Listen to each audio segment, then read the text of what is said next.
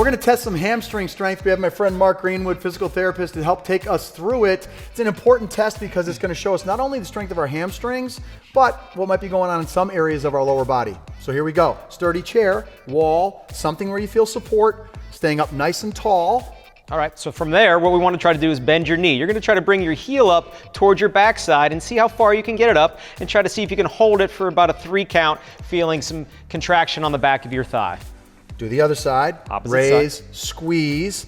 Try to actively pull that heel up to get fire, to get muscle, to squeeze that muscle. Now, what are we looking for? What's important? Well, 1, we want to see how high you can get your foot off the floor. Okay. And 2, we want to see if you can actually hold that position at that peak. And holding it is important because if we can't hold a contraction, that means our brain can't fire that muscle to help keep it safe, to help stabilize it, to use it in everyday life and protect us, correct? Absolutely. Obviously, if we're limited with how high we can get it, that's a mobility issue. So, and that is our gait, our walking, our stepping, all of our activities.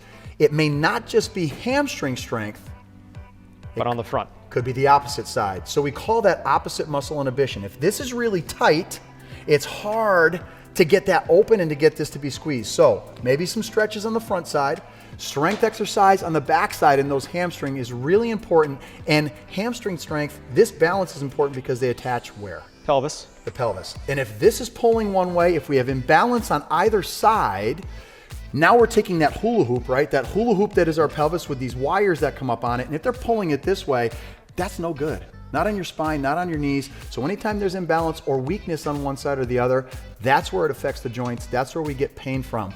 Clean that up a little bit. It's good to know so you can decide where to go with your training.